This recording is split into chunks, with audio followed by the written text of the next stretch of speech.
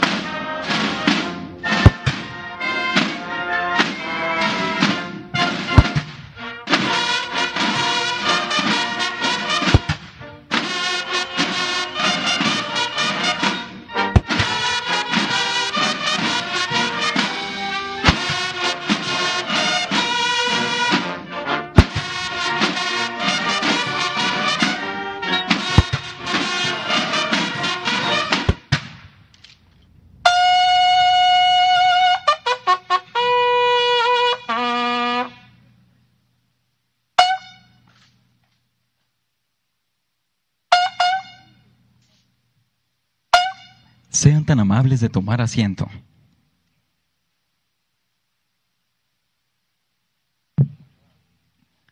En el marco de los 200 años de la promulgación del Plan de Iguala, presiden esta ceremonia de izamiento de bandera el presidente constitucional de los Estados Unidos Mexicanos y comandante supremo de las Fuerzas Armadas, licenciado Andrés Manuel López Obrador.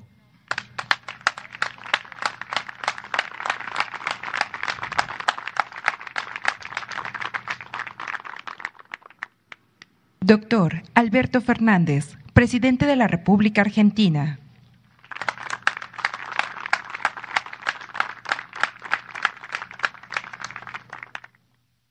Señora Fabiola Yáñez, primera dama de la República Argentina.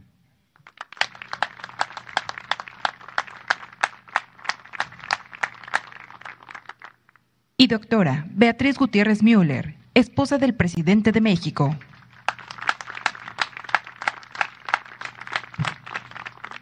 Integran el presidium el general de división diplomado de Estado Mayor, André Georges Foulon Van Lissum, subsecretario de la Defensa Nacional, en representación del general Luis Crescencio Sandoval González, secretario de la Defensa Nacional. Almirante de Cuerpo General diplomado de Estado Mayor, Eduardo Redondo Arámburo, subsecretario de Marina, en representación del almirante José Rafael Ojeda Durán, secretario de Marina. Licenciado Héctor Astudillo Flores, gobernador del estado de Guerrero, en compañía de su distinguida esposa, señora Mercedes Calvo de Astudillo.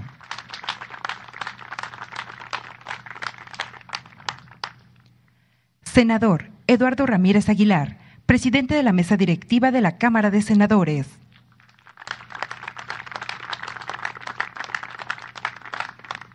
Ministra Ana Margarita Ríos Farjat, en representación del ministro Arturo Saldívar Lelo de la Rea, presidente de la Suprema Corte de Justicia de la Nación.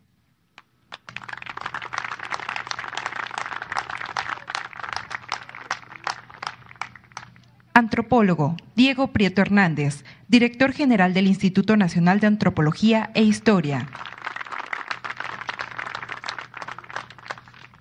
Doctora Olga Sánchez Cordero, secretaria de Gobernación.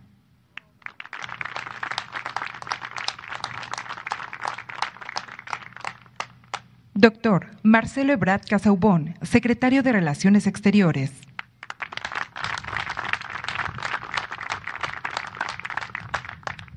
Licenciada Alejandra Frausto Guerrero, secretaria de Cultura.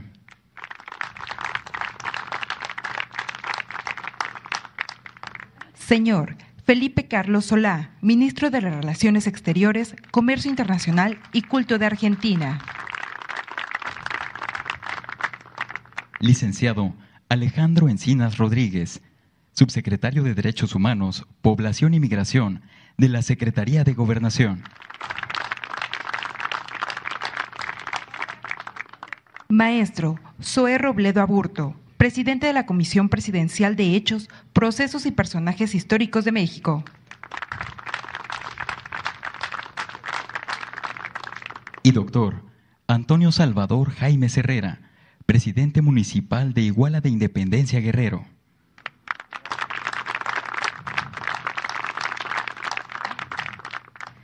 También nos acompañan distinguidos embajadores de El Salvador, Francia, Haití y República Dominicana.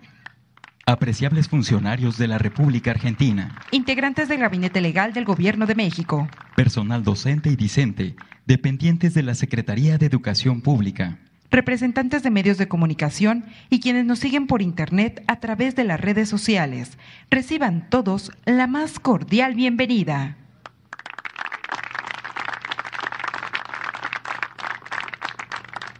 El licenciado Héctor Astudillo Flores, gobernador del estado de Guerrero, hará uso de la palabra.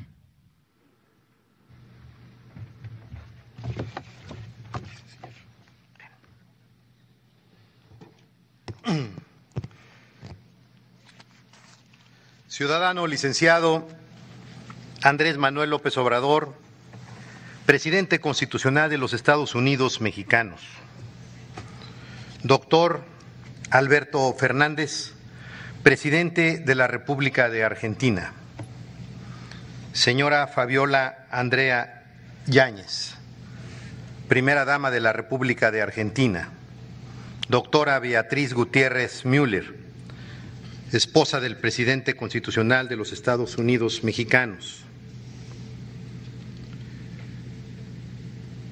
senador Óscar Eduardo Ramírez Aguilar, presidente de la Mesa Directiva de la Cámara de Senadores, ministra Ana Margarita Ríos, representante de la Suprema Corte de Justicia de la Nación, comitiva y equipo de trabajo del Gobierno de Argentina, secretarias, secretarios, jóvenes estudiantes, pueblo de México, pueblo de Guerrero. Venimos a la cuna de la bandera nacional a honrar al símbolo de las luchas del pueblo de México, que sintetiza su independencia, libertad, justicia e igualdad. Nuestro lábaro patrio es indisoluble a las mejores causas de los mexicanos, ya que esta bandera ha sido ondeada por los consumadores de la independencia, por los defensores de nuestra soberanía, ante invasiones extranjeras, en la proclamación de las leyes de reforma y en la Revolución Social de 1910. En 1823 se incorporó a la enseña el escudo nacional, que, junto con nuestro himno nacional, constituyen los símbolos máximos que nos animan y comprometen a las mexicanas y a los mexicanos. La bandera nacional es majestuosa e infinita, porque nos envuelve a todos y es perdurable como la nación misma. Iguala es timbre de orgullo para los guerrerenses y los mexicanos. Aquí en Iguala se proclamó el plan que lleva su nombre, el Plan de Iguala. Un día como hoy del año 1821, hace 200 años, los guerrerenses siempre queremos recordar la brillante historia de Iguala. El Plan de Iguala es el programa político que terminó con 300 años de dominio español, mediante la reconciliación de fuerzas adversarias. En el Plan de Iguala destacan dos personajes que vale la pena recordar. El primero y el más importante, Vicente Guerrero Saldaña, auténtico consumador de la independencia. El segundo, el coronel Agustín de Iturbide, representante militar de las fuerzas virreinales. Destaco los méritos de Vicente Guerrero. Sostiene la flama libertaria insurgente cuando ya habían sido eliminados los principales promotores de la independencia y, sumada a la amnistía, casi estaba sofocado el fuego insurgente. Este primer mérito pertenece a la confrontación, al arte de la guerra, a las tácticas guerrilleras concretamente, a las que hay que agregarle el valor y la perseverancia de Vicente Guerrero. El segundo mérito concierne a la conciliación, al arte de la política y se acredita a la astucia o inteligencia natural de Vicente Guerrero Saldaña. Es probable que Vicente Guerrero advirtiera que primero era el ser y luego el modo de ser. El primero era lograr la independencia y luego instalar la república. Para conocer a Vicente Guerrero, el mejor método es el contrapunto, es ponerlo frente a Iturbide. Lo expreso de la siguiente manera: el arreglo para integrar el ejército tigrante para Guerrero fue un acto de astucia, para Iturbide un acto de traición. Si ambos murieron trágicamente, Iturbide lo fue por lo que ya se iba, la monarquía, y Guerrero murió por lo que estaba llegando, la república. Guerrero veía el futuro, Iturbide quiso amarrarse al pasado. Iturbide miraba a la política como el arte de los intereses. Guerrero miró a la política como lo que es efectivamente: el arte del servicio, el arte del desprendimiento. Más allá de las diferencias entre estos dos personajes, Iturbide y Guerrero en algo se parecieron. Los dos fueron fieles a sí mismo. Iturbide mantuvo su alianza de clase y se entregó a los actores del viejo régimen. Guerrero no dejó a los suyos, ni siquiera cuando fue presidente de la República. Siempre supo Guerrero que el que sirve al pueblo no se equivoca y que el pueblo da fuerza, fuerza para el mando, fuerza para la toma de decisiones. Nuestra bandera nacional fue confeccionada por el ilustre igualteco José Magdaleno Ocampo. El Día de la Bandera fue establecido el 24 de febrero de 1934 y reconocido oficialmente en 1940 por decreto del presidente Lázaro Cárdenas. Celebramos que a esta heroica ciudad de Iguala, junto con los poderes de la Federación, encabezados por el presidente de México, licenciado Andrés Manuel López Obrador, sea distinguida la presencia por el presidente de la hermana República de Argentina, Alberto Ángel Fernández Pérez, a quien le expresamos desde el pueblo de Guerrero la más cordial bienvenida. A usted, a su esposa y a su equipo. En Argentina, la bandera oficial de la nación posee sus colores ordenados en 3 franjas horizontales, 2 celestes y una blanca en el centro, que exhibe un sol con 32 rayos resplandecientes. Es grato recordar este hecho histórico del pueblo argentino, porque la épica de nuestro continente eleva a los sables victoriosos de José de San Martín, de Simón Bolívar y de Vicente Guerrero. Recordemos también, señor presidente Fernández, que Argentina inició, igual que México, en 1810 su proceso de independencia nacional. Señor presidente Andrés Manuel López Obrador, señores representantes de los poderes, señoras, señores, Iguala, a quien el poeta Francisco Bocanegra, autor de la letra, reconoce en el himno nacional el sacrificio siempre dispuesto por lograr el laurel inmortal que corone a la patria. Y de Iguala, la enseña querida, es de México su espada y su laurel inmortal. En el bicentenario de la independencia nacional, con usted, presidente Andrés Manuel López Obrador, formamos parte de los comprometidos con el bienestar de la patria. 200 años después, aquí en Iguala, donde nació la bandera nacional y se organizó el primer ejército mexicano, continuamos con la celebración del bicentenario de la proclamación de la independencia de México. Recordamos también la vida digna y la expresión de Vicente Guerrero, que es historia, es presente y una gran enseñanza para el futuro. La patria es primero. ¡Que viva México!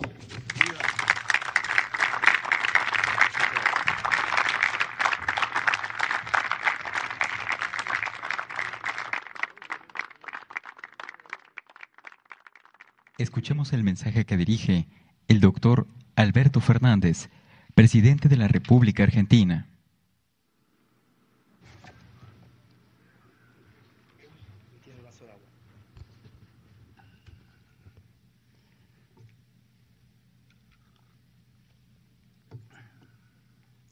Señor presidente de los Estados Unidos de México, mi querido amigo Andrés Manuel López Obrador, mi querida amiga Beatriz, gracias por recibirme con tanta hospitalidad y con tanta cariño. Marcelo, gracias también. Gracias a todos, gracias al gobernador de Guerrero, gracias al presidente de esta hermosa ciudad de Iguala, gracias a todos los que en estos 3 días en que volví a México me dieron tanto cariño, tanto afecto y fueron tan fraternos con nosotros. Cuando el presidente Andrés Manuel López Obrador me preguntó si estaba dispuesto el 24 de febrero a acompañarlo al recuerdo del bicentenario, la conmemoración del bicentenario del Plan de Iguala, debo haber tardado 30 segundos en decirles que sí. Porque es muy importante que en el tiempo que vivimos recordemos la historia. Y recordemos cómo fue. Y recordemos todas las dificultades que debimos enfrentar como latinoamericanos para poder lograr esta independencia que hemos logrado, pero no del modo que todavía nosotros quisiéramos lograrla. América Latina, Argentina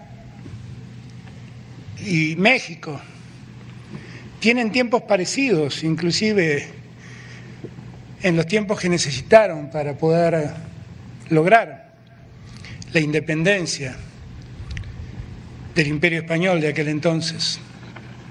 Allá en Argentina, con una sonada en Buenos Aires, la Revolución de Mayo de 1810. Aquí, en el Grito de Dolores de 1810 también, con Hidalgo a la cabeza.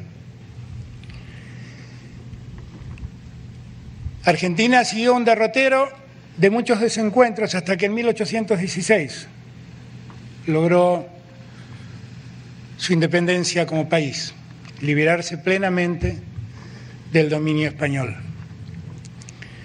México tardó un poquito más y tuvo en el medio, como tuvimos los argentinos, muertes incomprensibles, fusilamientos que no entendemos, así como nunca entendieron los mexicanos ni justificaron la muerte de Morelos, tampoco los argentinos entendimos la muerte de Dorrego.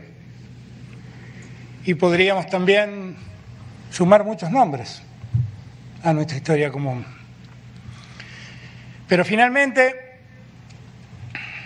como pasó en Argentina, las declaraciones de independencia de nuestros países tuvieron una característica singular, que era buscar el paso entre lo establecido y el futuro.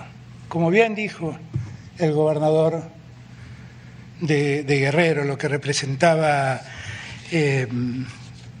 Iturbide y lo que representaba Guerrero. Uno, aferrado al pasado, tratando de sostener un tiempo perimido. Otro, aferrado a un futuro, incierto y complejo, pero en el que confiaba y ese futuro era lo que lo animaba en su lucha. Lo mismo pasó en Argentina. Cuando San Martín o Belgrano iniciaron sus campañas libertadoras para defender y enfrentar a los ejércitos realistas, la realidad es que tuvieron muchísimos problemas y muchísimas dificultades por personas que habían sido inclusive partícipes del levantamiento del 25 de mayo, pero que no estaban tan interesados en que la independencia llegue tan rápido y que la libertad ocurra tan pronto. Y se encontraron con esas fuerzas conservadoras de entonces, que operaban como fuerzas reactivas al cambio y a la transformación. Pero así como ustedes tuvieron a Guerrero, nosotros los argentinos tuvimos muchos nombres y muchos hombres, y la América Latina tuvo mujeres como Juana Zurduy, que fueron capaces de enfrentar al pasado que quería sostenerse y construir el futuro que nuestro continente reclamaba. Allá en Argentina hay dos nombres que sobresalen, el de San Martín y el de Belgrano. San Martín, un militar por naturaleza, un estratega como pocos en la historia. Fue capaz de pelear por Argentina, de cruzar los Andes y ayudar a O'Higgins a liberar Chile, y después de Chile seguir su derrotero hasta Perú para ayudar a que los peruanos, de una vez por todas, derroten a los ejércitos realistas y tengan también su independencia.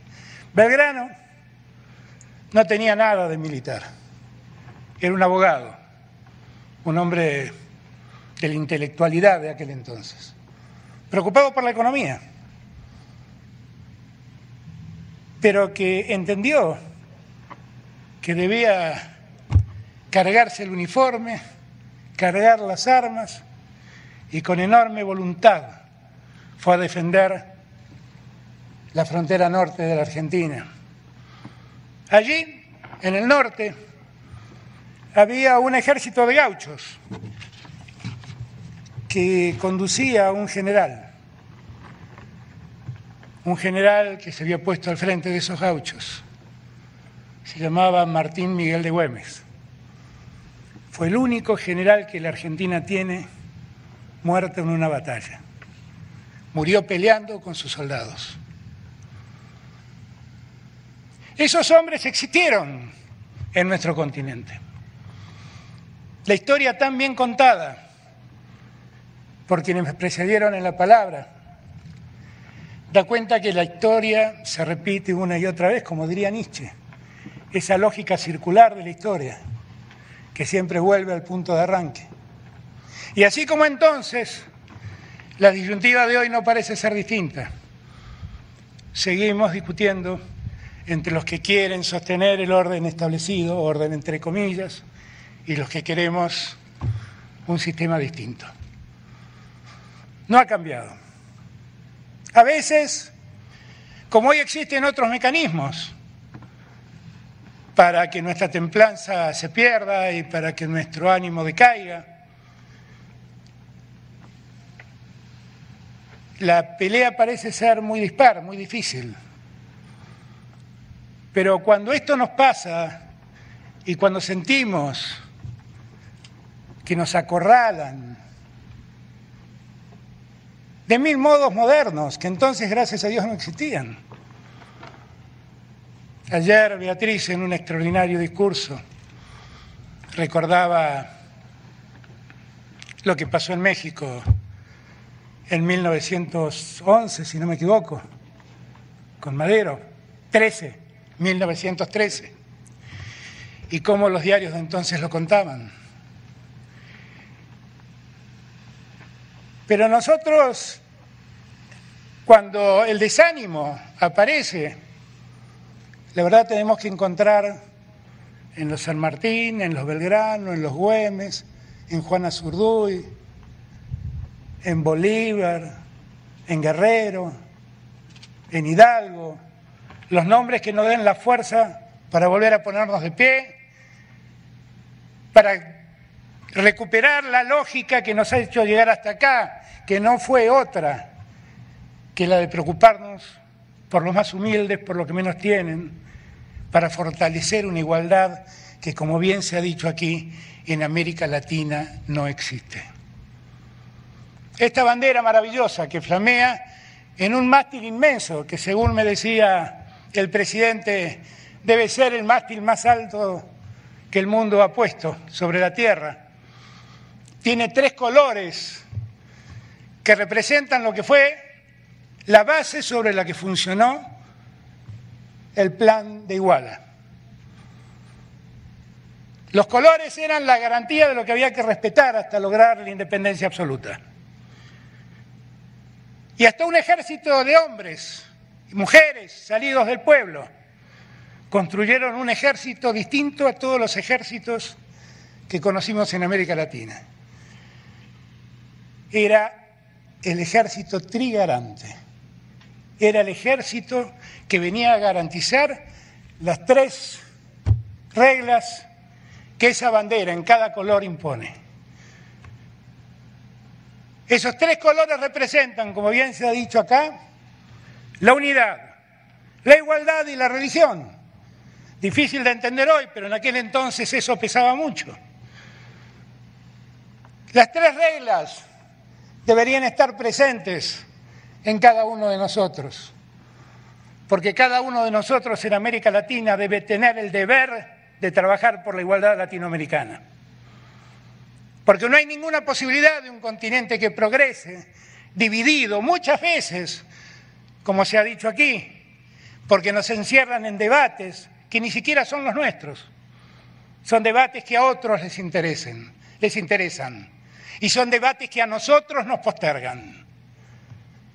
Unidad, igualdad. La igualdad en el continente más desigual que el mundo tiene.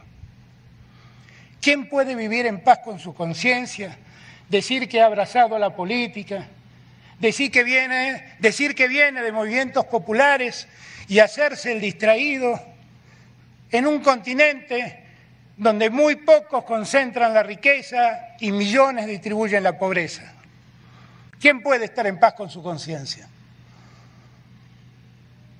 Unirnos para trabajar por la igualdad. San Martín le decía a un caudillo argentino, Estanislao López, en un momento de resignación de López, donde sentía que no iban a poder lograr los objetivos que se proponían: unidos somos invencibles, le dijo a San Martín. ¿Cuánta razón tenía? ¿Por qué a nosotros nos cuesta entender tanto que unidos somos invencibles? De una vez por todas entendámoslo. Y esa banda que habla del respeto a la religión en el siglo XXI quiere decir respetar la diversidad. Respetar la diversidad. Respetarnos en las diferencias. Porque una sociedad democrática no genera discursos únicos. Una sociedad democrática respeta el pensamiento del otro, no lo tolera, lo respeta. No es lo mismo tolerar que respetar. Tolerar es algo que uno hace sin ganas, y respetar es poner al otro en el lugar que merece, aun cuando las diferencias nos separen ocasionalmente. Por la unidad, por la igualdad, por el respeto a la diversidad.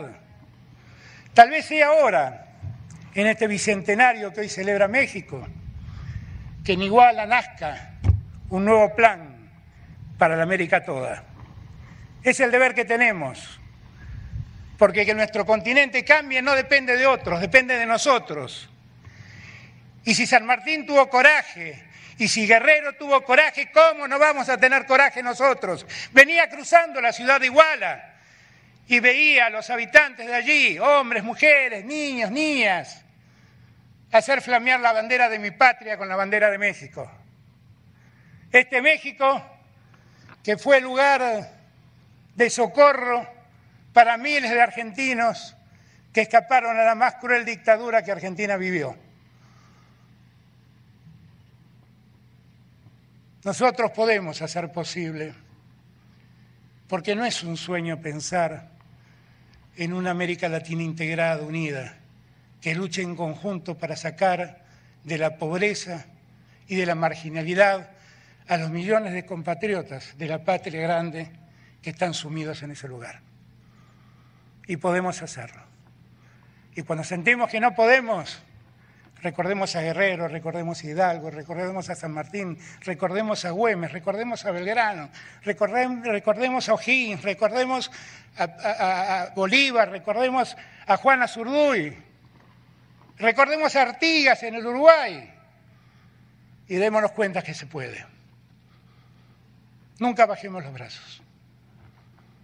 El plan de Iguala es un ejemplo de que en la diversidad, que no es otra cosa que la diversidad de siempre, la diversidad entre el pasado y el presente, puede haber un punto de encuentro donde los pueblos se hagan libres y las sociedades más justas.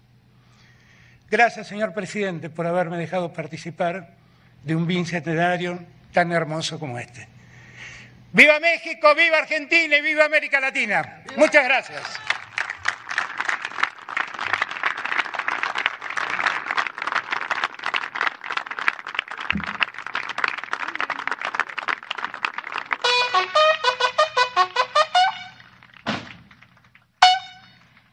El titular del Poder Ejecutivo de la Nación tomará la protesta de bandera al personal que con esta fecha asume el compromiso de custodiar a nuestra enseña nacional, en compañía de los distinguidos integrantes del Presidium.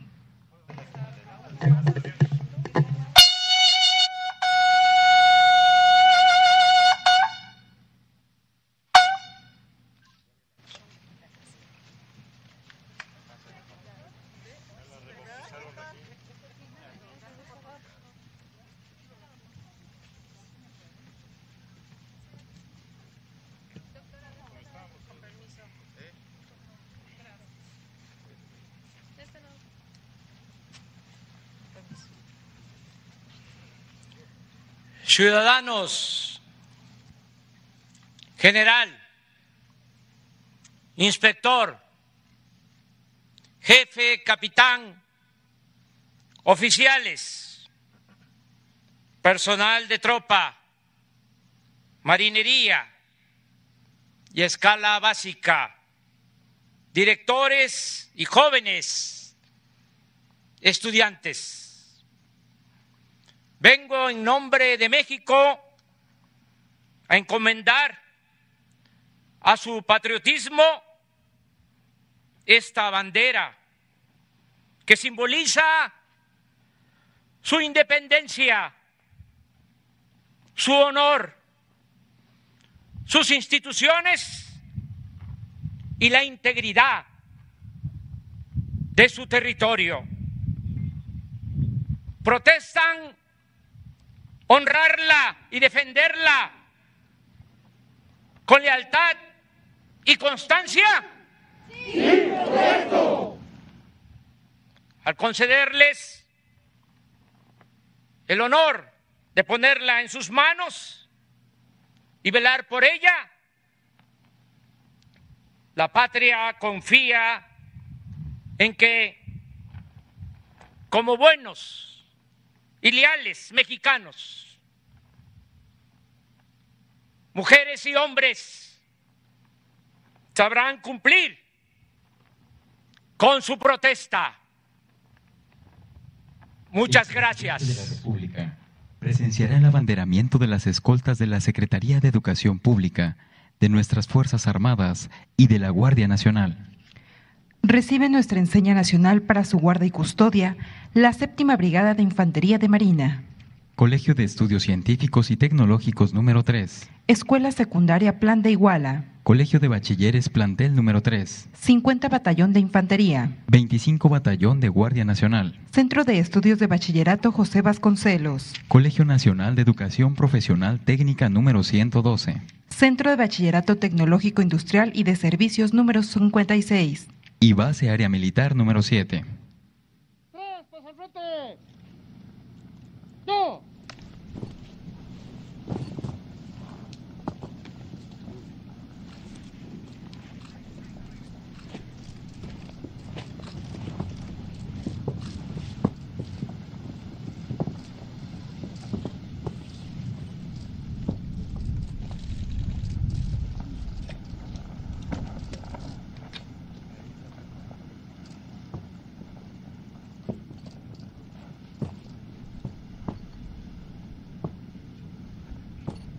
Con motivo del abanderamiento a unidades de las Fuerzas Armadas, Guardia Nacional y escuelas dependientes de la Secretaría de Educación Pública, escucharemos el toque militar 3 de Diana.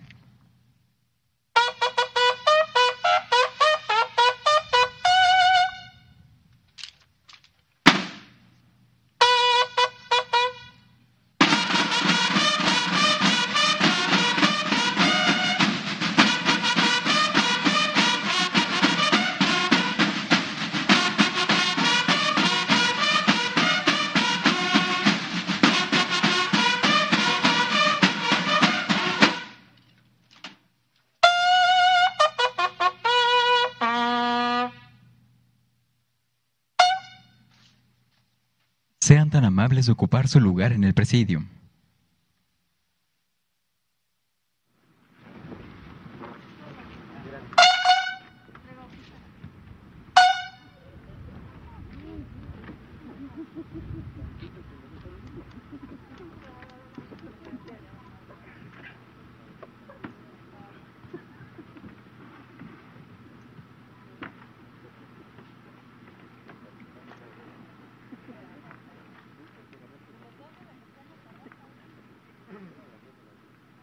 Escuchemos el mensaje que dirige el licenciado Andrés Manuel López Obrador, presidente de los Estados Unidos Mexicanos y comandante supremo de las Fuerzas Armadas.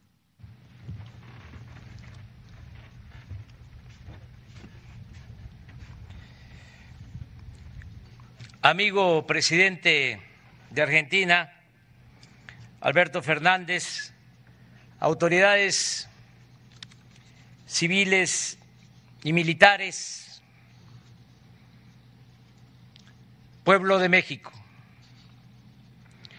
La independencia de nuestra nación, como la de Argentina y de otros países hermanos de América Latina, se consiguió, como es sabido y se ha dicho aquí, por el debilitamiento del poder de la corona española y también por el empeño y la lucha de los pueblos de América y sus dirigentes para abolir la esclavitud y hacer valer la justicia. Aquí en Iguala, Guerrero, hace 200 años, Agustín de Iturbide, representante del ejército realista, y Vicente Guerrero, auténtico líder popular, acuerdan consumar la independencia de México. Iturbide no solo había combatido a los insurgentes, sino que en la víspera de la firma del Plan de Iguala mantenía informado al virrey Juan Ruiz de Apodaca, de quien dependía económicamente para mantener a su tropa con los suficientes elementos de guerra. Por ejemplo, en una carta que le envía desde su cuartel de Teloloapan, en este estado, en la Tierra Caliente, fechado el 10 de diciembre de 1820, le dice con toda franqueza o cinismo que era muy importante entregar dinero a los soldados, pues por eso, sostiene, aventuran los hombres sus vidas y hacen esfuerzos que no practicarían por algún otro estímulo. Como es obvio, Iturbide no creía en la abnegación del soldado que lucha por convicción y por la patria y no por la paga como mercenario. Por eso, cuando le escribe a Vicente Guerrero el 10 de enero de 1821, sin andar con preámbulos, según sus propias palabras, le propone que detenga la hostilidad y se someta a sus tropas, que se someta con sus tropas al gobierno. Cito: en el concepto de que yo dejaré a usted el mando de su fuerza y aún le proporcionaré algunos auxilios para la subsistencia de ella. La respuesta de Guerrero no tardó. Le recuerda que los españoles solo piensan, entre comillas, mantenernos sumergidos en la más vergonzosa esclavitud, y agrega que la dignidad del hombre es muy grande, pero ni esta ni cuanto pertenece a los americanos han sabido respetar los españoles.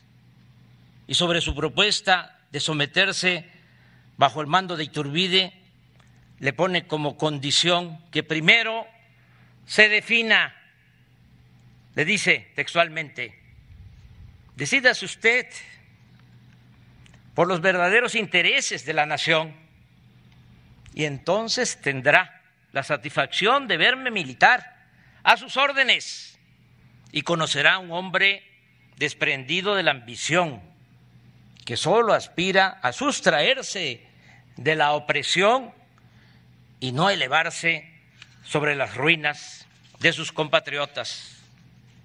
Guerrero termina diciéndole He satisfecho el contenido de la carta de usted porque así lo exige mi crianza. Y le repito que todo lo que no sea concerniente a la total independencia lo disputaremos en el campo de batalla. Pocos días después vino el entendimiento, el acuerdo. Y un día como hoy, de 1821, se proclamó aquí el Plan de Iguala, de las tres garantías: independencia, unión y religión. Como símbolo del surgimiento de la nueva nación, se confecciona y enarbola la primera bandera de México, del México independiente, con sus tres colores: verde, blanco y rojo, colocados en franjas diagonales. Finalmente, tras la firma de los tratados de Córdoba, Veracruz y de otros arreglos y acuerdos políticos, el 27 de septiembre entra triunfante a la Ciudad de México el ejército trigarante, encabezado por Agustín de Iturbide, en compañía de militares del antiguo ejército realista y de caudillos independentistas como Nicolás Bravo, Guadalupe Victoria y destacadamente, aunque sin mucho protagonismo, de Vicente Guerrero, quien llevaba 10 años en la lucha libertaria y fue subordinado leal de José María Morelos, el siervo de la nación. Se había conseguido la independencia política de México luego de 3 siglos de dominación colonial, pero la formación de una nación es un proceso permanente e interminable de confrontación de intereses y de proyectos. Es una historia sin fin. Máxime cuando se presentan cambios políticos, pero permanecen intactas las estructuras de dominación heredadas del antiguo régimen, como sucedió luego de nuestra independencia, con la persistencia de prácticas coloniales, esclavistas, la discriminación y el autoritarismo. Muchas luchas por la justicia, la libertad y la democracia han acontecido desde que se proclamó el Plan de Iguala hasta nuestro tiempo. Muchos han sido los sacrificios del pueblo y de sus dirigentes leales para enfrentar la reacción de los hombres del poder y de los grupos de intereses creados que se opusieron a la independencia, a la reforma y a la revolución. No se ha escrito todavía la historia de la represión en México, pero sin duda sería un relato sumamente cruel e inhumano. Nuestro pueblo y en especial sus comunidades indígenas y afromexicanas han padecido exterminio, esclavitud, cepos, azotes, encierros, deportaciones, destierros, desapariciones, fusilamientos, despojos y muchas otras formas de represión. Aquí en Iguala, por ejemplo, el representante de Vicente Guerrero para iniciar las pláticas y acordar con Iturbide fue el coronel José Figueroa, quien además era tesorero de las tropas insurgentes del sur. Pero durante la revolución, uno de sus descendientes, el gobernador Ambrosio Figueroa, protagonizó un suceso brutal y vergonzoso que puso en entredicho la buena fe del presidente Francisco I. Madero. aquí en Iguala, el 14 de febrero de 1912, fue asesinado arteramente el dirigente opositor Salustio Carrasco Núñez. Su fusilamiento se llevó a cabo en las afueras de Iguala y su cuerpo quedó abandonado frente al panteón. Las cavidades de los ojos las tenía vacías, porque en ellos se le dio el tiro de gracia. En una carta enviada a Madero el 17 de febrero de 1912, el general Ambrosio Figueroa confiesa su crimen con singular cinismo. Empieza diciéndole que había ordenado la ejecución de un tinterillo llamado Salustio Carrasco Núñez el día 14 de los Corrientes, y explica su felonía con un cruel relato. Reconoce que dicho individuo ciertamente no había tomado las armas en contra del gobierno, pero eso sí, dice el gobernador de ese entonces, predicaba de un modo desembosado la rebelión diaria y públicamente decía que el gobierno actual era un gobierno ilegítimo y otras necedades por el estilo. Que Zapata triunfaría, decía Carrasco, y entonces se implantaría un gobierno sólido y duradero.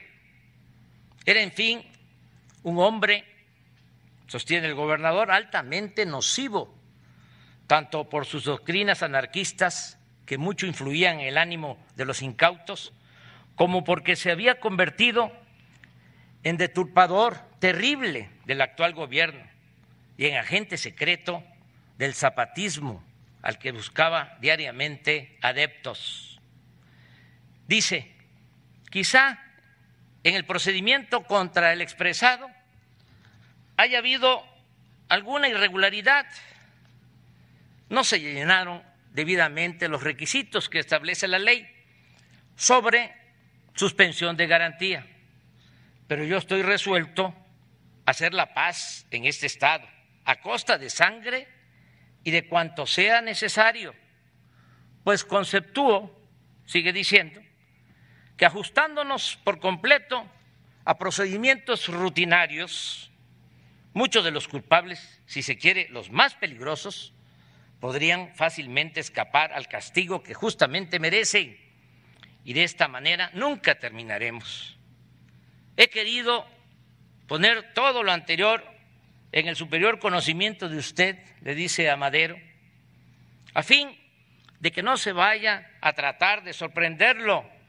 Lo mismo para que usted, con su poderosa influencia, si fuese necesario, haga cesar el escándalo que tiende a ser muy grande por la ejecución a que me he referido y a la que quizá no tarde tenga que seguir otras de no menos significación, pues estoy sobre la pista de una conspiración que parece se tramaba en Iguala, teniendo por jefe al expresado Carrasco.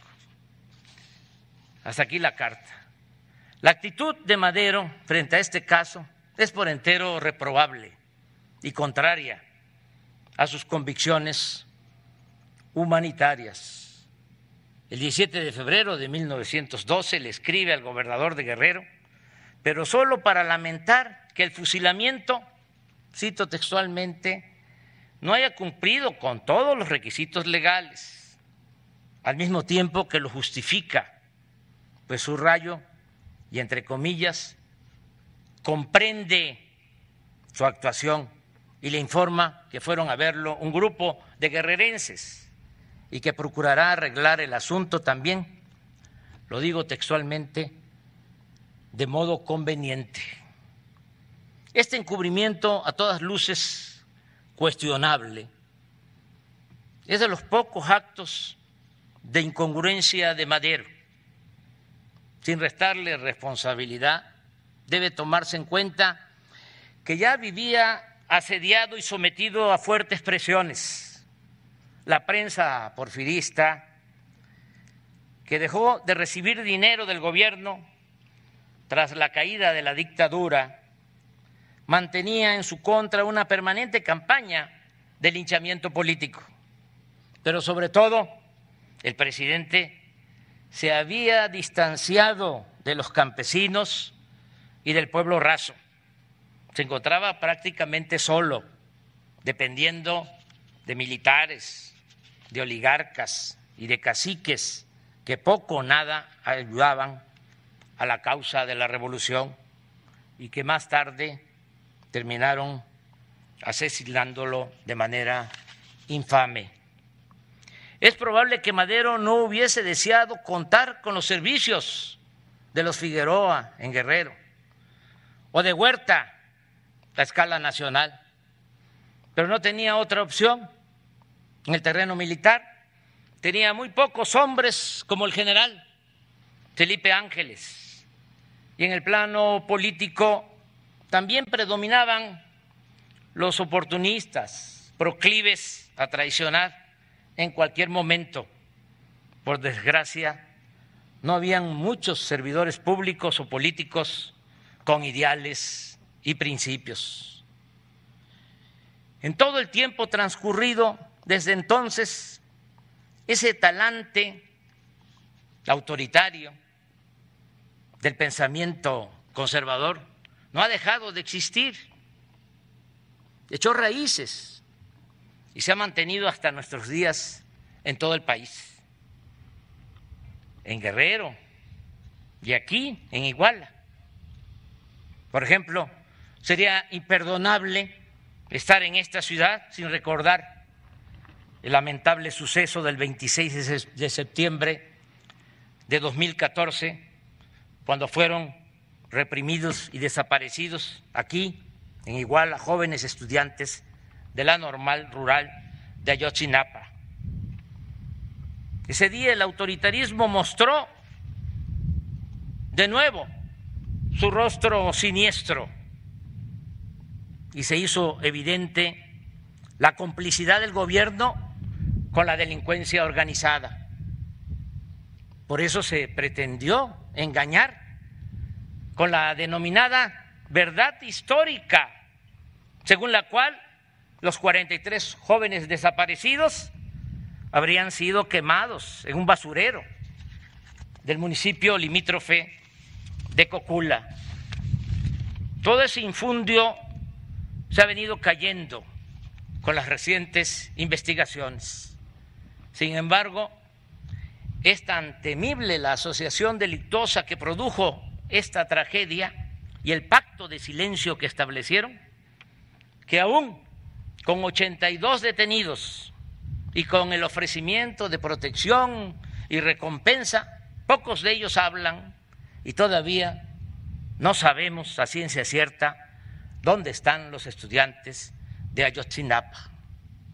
Pero esto no quiere decir que nos daremos por vencidos o nos cansaremos de buscar a los jóvenes desaparecidos. Por el contrario, el hablar de este caso aquí y en esta fecha importantísima en la historia de nuestro país significa continuar llamando a todo el pueblo a participar para que se informe de todo lo que se sepa sobre estos tristes hechos.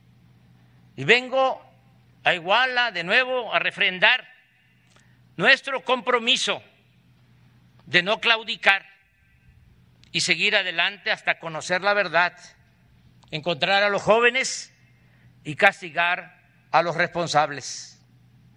El caso de Ayotzinapa es una espina que traemos clavada en el alma.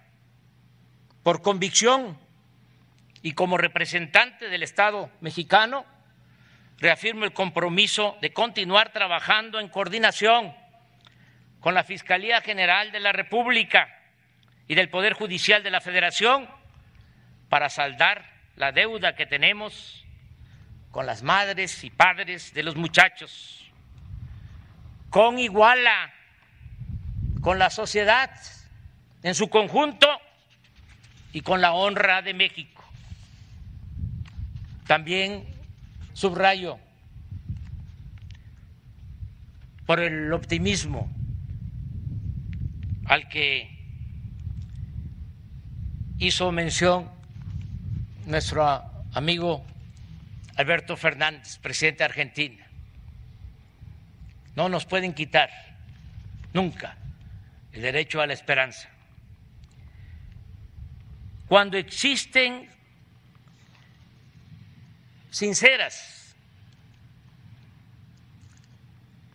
cuando existe sincera voluntad política y verdadero amor al prójimo, cuando se le tiene amor al pueblo y no hay lugar para componendas, ni se permite la impunidad de nadie, la verdad y la justicia pueden tardar, pero finalmente llegan. Y eso es lo que deseo, en este caso, de todo corazón. Amigo presidente Alberto Fernández, agradezco sinceramente su compañía, la de su esposa, en este acto de conmemoración de los 200 años de nuestra independencia. Se ha dicho muchas veces, y lo repito, y aquí se expresó en la bienvenida que nos han dado en Iguala, México y Argentina son naciones hermanas. Nuestros pueblos han luchado siempre por la libertad, la justicia y la democracia, y por la defensa de la soberanía. Y en no pocas ocasiones esas luchas se han entrelazado. Hace 45 años, en efecto, la dictadura militar que se abatió sobre su país provocó un éxodo de argentinos que recibieron en este país, cosa que nos llena de orgullo, la condición de asilados y que enriquecieron nuestra cultura, la academia, la ciencia, las artes y otras dimensiones de México. Hoy muchos mexicanos, mujeres y hombres de nuestra generación, disfrutan de la literatura de Jorge Luis Borges, recuerdan con admiración y afecto a Diego Armando Maradona y no dejan de invocar el arrojo y la congruencia de Ernesto Che Guevara. Y yo en especial también le admiro a usted, digno presidente de Argentina, Alberto Fernández. ¡Que viva la independencia de México! ¡Viva! ¡Viva Argentina! ¡Viva! ¡Vivan los pueblos del continente americano! ¡Viva! ¡Viva la fraternidad universal! ¡Viva! ¡Viva la justicia! ¡Viva! ¡Viva Vicente Guerrero! ¡Viva! Muchas gracias.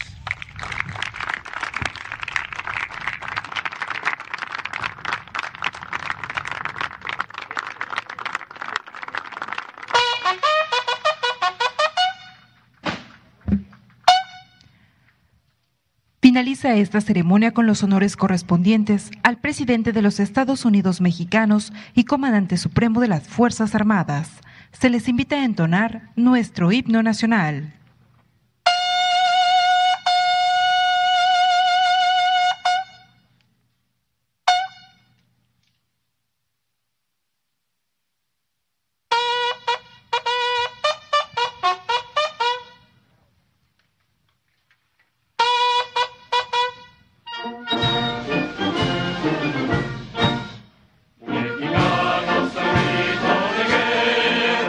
En la selva que está y el río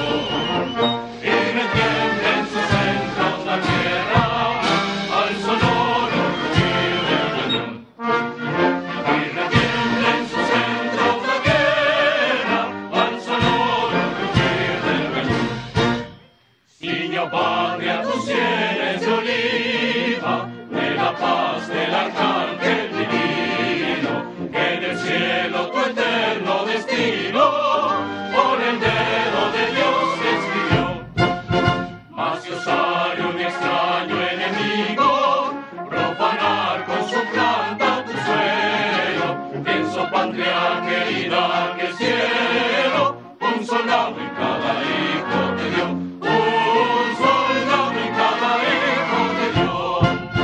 Mexicanos al grito de guerra, el acero que está bien rigor, y retiembla en sus centros la tierra, al sonoro rugir del cañón. Y retiembla en sus centros la tierra, al sonoro rugir del cañón. El presidente de México, en compañía del presidente de la República Argentina, se dirigen a la escolta de bandera para despedirse de nuestro lábaro patrio.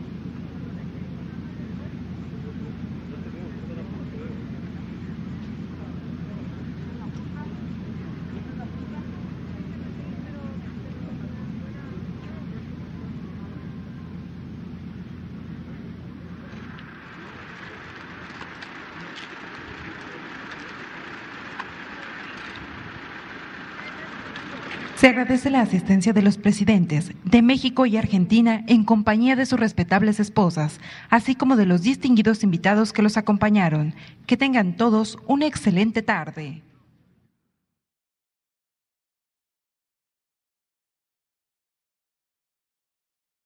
Checolín.